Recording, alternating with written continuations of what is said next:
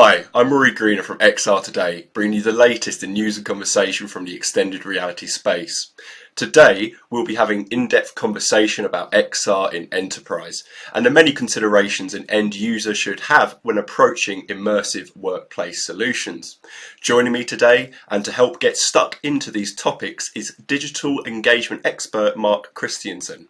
Thank you for joining me today, and why don't you give us a little bit more of an introduction to your history with XR in the enterprise? I could hardly sum it up in a single sentence. Thanks a lot, Rory. Happy to be here. As you said, Mark Christianson. And my history with XR goes back to 2017 with a digital workplace. I was working with Mars, a global candy maker and pet food company. And we basically were getting into what is the XR scene at that time, which was relatively early. One of the big players was Microsoft and the HoloLens, which I was personally very interested in. And by the end of that year, we got approval to purchase a lot of equipment, everything we could get our hands on for augmented and virtual reality. A lot of those things are now museum pieces, but essentially it was a test and try. And there was some trust by our leadership in trying to get our hands on all the equipment, where we became familiar with a lot of the things that were going on in the space. And over the few years, created small projects, pilots, demos across multiple avenues with different technologies in order to gain that momentum. So I became a bit of a de facto XR champion at Mars. So everything whenever there was a conversation that went on about XR, it ended up coming to me and being, can you come in and hang out in this meeting? So. Brilliant. And there's a lot to dissect there and a lot to break down, especially when considering, perhaps the lesser talked about aspects of introducing XR to the enterprise just with your first-hand experience. So we'll break all of that down. But I think to start off, why don't we just start with quite a simple question, maybe a bit of a vast one. But it's simply, does the office and enterprise end users, does the office need to evolve around XR and its related emerging technologies? It's an excellent question. I think with COVID and what happened there, everyone went home. Well, we really started to question what happens at the office. The argument is that the office is an engagement space, and that's what I believe. I think and at the heart of that, XR is an engagement technology. So do these two have a space in between? I think so. I would say that the office needs to evolve into an engagement space. That's where you primarily get face-to-face with a lot of people. But there's a lot of opportunity where you don't get face-to-face. I mean, I worked with team members who were in China and Russia, so you just weren't able to do that. And this is an opportunity where XR could be checked out by the local IT teams. You could have a dedicated room with either green screens or, the walls painted. All of the mechanics are there, and give teams the ability to go into these spaces, try to the technology, play a little bit, maybe take some training, and then leverage that space, because a lot of people might be in an apartment or they just don't have that experience. And I think the office could be a really great place for people to say, I'm going to go and I'm going to do this immersive training, or I'm going to do a kickoff meeting, and I'm going to do it virtually. So there's an opportunity there for us to change these spaces and make them more useful. And I think as well, we talk about things like COVID, and obviously that really helped to hype the remote working boom and hybrid working boom as well. And that's another area where I feel XR, not only do remote workers and hybrid teams need to reflect upon the increasing emergence of XR and digital communication solutions generally, but also it feels like they're evolving at the same time, if it's fair to say. Well, I've been telling people, so digital workplace, my initial role there was to reduce travel, which was, that was pre-COVID. We'd get in a plane anytime. So it was one of those, how could you do that? How could you maintain engagement? Everyone in the office is easy. Some people out, not a big deal. Everyone outside of the office was hard until we made it easy. What's really difficult is this hybrid. is kind of going in and kind of coming out. And I think that's going to create some significant challenges where immersive technology could help, but still doesn't solve the like effective meetings. You have to have the right time, and then you can create that immersion. If I'm not in a rush, I can take the extra time to work with a headset. And I think that's where we have to get to. We have to understand, how do we unclutter life to be able to have effective meetings where the immersion isn't just a novelty, it's part of the engagement. Fantastic. And diving into that a little bit deeper, I guess, again, quite simply, is how, or the question being, how effective is enterprise XR adoption? And can it, or has it, in your experience, struck positive ROI based on time, money, vendors, and then, as you say, meeting scheduling, those kind of operations?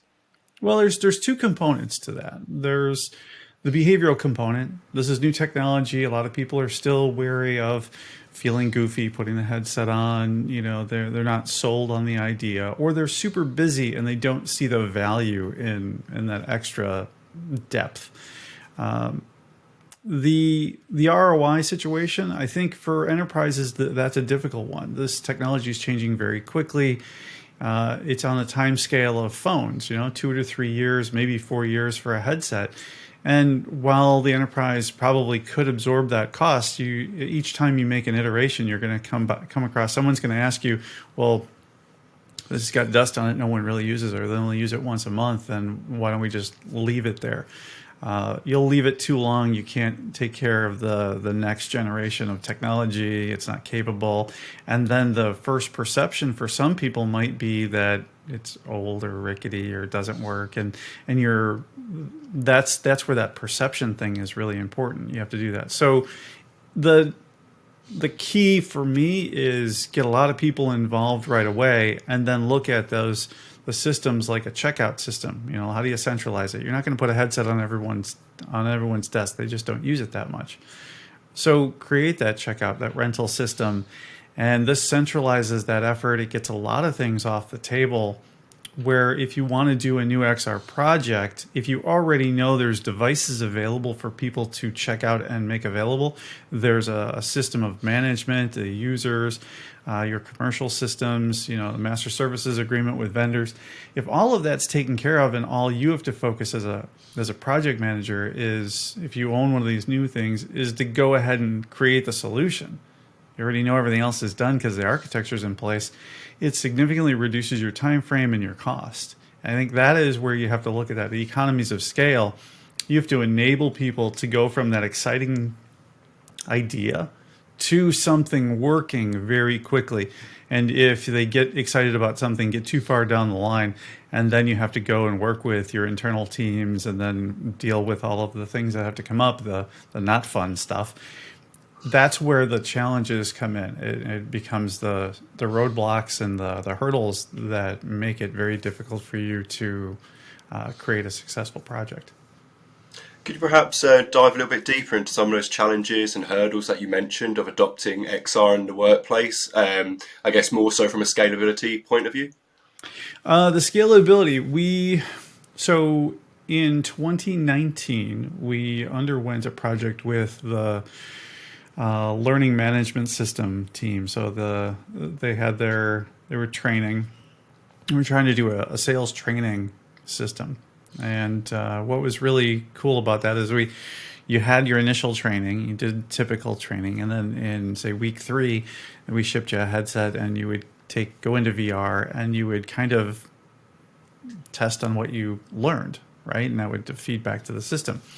And in doing that project, we quickly understood that those trainees are going to change all the time. So you can't just assign licenses to individual users. You just have to have licenses that get, we're authorized 250. Okay, they float with the device. We had to look at that. We had to look at, not everyone's going to have a device. So we had to say, how do they get those devices and who owns those? And then we had the challenge as a global corporation to look at it and say, well, this device doesn't work in a particular region. So in China, we may have to deploy Pico Neo, and Middle East, we may have to go this way, or U.S., the North American market might be Oculus. So you look at it and you say, are you paying to port in multiple different directions? Are they all manageable? We started to talk about, HTC seemed to be more poised towards the enterprise, and what is that on the device management? And so it's not the cool part of the discussion, but it is critical to look at it and say, how do you create a system? We ultimately decided that we would port across a few different devices, but we also created that rental system that really just hadn't been thought of. I hadn't heard of anybody doing it, which was to say we're going to put 25 headsets at a hub site, and our local site IT people managed them, cleaned them up, maintained them, maintain positive control. You sent a note and said, hey, these are the 10 students that I'm going to need this time. They box them up, throw a return label in there, ship them off. The learner would get it, use it, slap the label back on, send it back in. And this created a situation where you could start to see where you could leverage the same headset over and over. And that increases your ROI potential. Plus, all the analytics that go into understanding from that IT group, you can understand what's the turn time. Like, what's the downtime for those headsets? What's the turn time? Where is the interest lie? So for IT, that becomes really interesting, because then you can start to say, well, there's a lot of interest in training, but there's also this interest in sales. Marketing might be coming in, and you can direct that effort and grow in a particular hub. If this area is, their leadership is really on it, then you want to add 50 more headsets to that. It can grow organically globally. Fantastic. I think there's a lot to dissect there, and you really touch upon the points of talking to IT teams, keeping them happy, maintaining a strong XR presence and that support across technical teams. Could you perhaps talk a little bit more about how you start that conversation, and how is that conversation conducted between IT teams and also other technical groups and workforces to keep that XR presence strong and keep it supported? Well, I realized really quickly that it's a behavior game. You have to manage in this space. I would say the people that you want to be influencing XR in your company have to be people. They have to go and they have to be able to talk to different people. You have to influence leaders to make risky decisions. You have to talk to the end users. This is very different technology, and it's not just that they're using your phone in a different way. It's using completely different. Some of them have never put a headset on, so you really have to look at that and say, what do you have to do on the behavior side of thing? So anything that creates those static hurdles are problematic. And so what you want to do is get the key players in the room quickly. Is find your champions, find your people that are excited about this, and then work together. If you've got 3 or 4 different projects that are all touching in XR, you want to bring them together and say, can we combine forces? Can we leverage effort? If you come as a group of people with 3 different projects to your IT team and say, hey, we need to solve the which headset, that we need to do this, and you bring that to them early enough, then I think you gain that momentum, okay? Because they can service. IT is a service industry.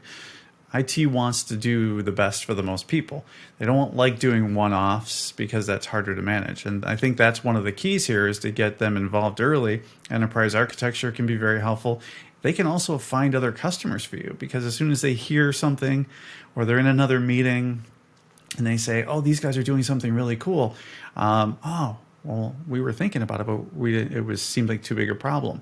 You can actually bring more people in. And I think that's the thing, is to kind of roll downhill as much as possible and pick up the partnerships. If you don't, then the sad IT is the group that says no all the time. It becomes a very big reality, because when those 3 projects get to them, they're going to be on 3 different technologies, 3 different headsets, 3 different vendors, 3 different agreements. And they're going to quickly start pulling their hair out. And they're going to say, well, we need to standardize. And it's going to impact all of those projects. You want to get that out of the way very early. And I assume that therefore helps with funding efforts and then its subsequential onboarding processes too. Yeah, I think if you can get other projects to help normalize the technology, then you do less effort on the next project. Okay, everyone's cutting the first one's going to cut the wig. That one's got to make this is the first one to illustrate somebody wearing and messing up your hair, and somebody's taking a picture of you while you're making goofy hand movements. Okay, then the next project, it's a little more simple. Okay, it was a really cool thing. It really happened. And then you got a couple leaders to do it, and everyone's like, okay, if they're doing it, then I can do it. So, but it's a matter of just going through and you normalize the technology, you normalize the behaviors, and that's what frees you up on the next one. Because right now there's still so much confusion. Like XR is a mix of AR and VR and MR, and now metaverse is kind of thrown in here. So they're not the same. They're different technologies. When do you use them? And that's one of the challenges, is to get to leadership to the point where you can dumb this down enough where you can say, is it appropriate to use AR? Or is this one VR? What's the win here? And it's not just the technology. As I said, and I'll keep saying, behavior is a significant component of an XR project winning or losing. Fantastic, and I feel like within that, there's really a sense of introducing executives and decision makers to XR, perhaps using baby steps and salesmanship to a certain degree. Mm-hmm. But then also what you're saying earlier about clients and perhaps people working out of house, introducing them to the technology. Can you talk a little bit more about your history on introducing the technology to decision makers and how that process really went? Yeah, I think the key for me is to avoid gaming. Gamification is a great tool. It's kind of where this technology was born. But with senior leadership, especially, you start telling them gaming and business, they don't. It feels kiddish, and it's harder to sell.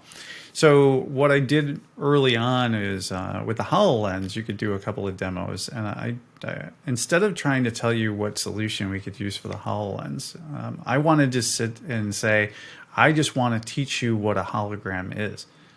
What is augmented reality, right? Instead of telling you, this is a tool for immersion. Put it on your head. So what we did was there's one demo where it has the space shuttle, and I would make it as large as I could, to be as scaled as it is. But I would purposely put it 20 feet away. They would put the headset on, and what they would do, because they've seen it everywhere, is they would look around and sit in one spot. Then they wouldn't move. And I said, now go walk over there. And they liked it, but then as soon as they started walking, every time I would see the smile, and the smile was gold for me. As soon as they started walking, they realized that stayed in space, in that place, and they could walk around it. And the lights came on, and invariably what happened when they'd come back to the desk, and they would do the thing that was greatest for me was, could I do this? Because I didn't have to tell them what their use case was. They just told me. Could I use it for this? Certainly. Or maybe not yet.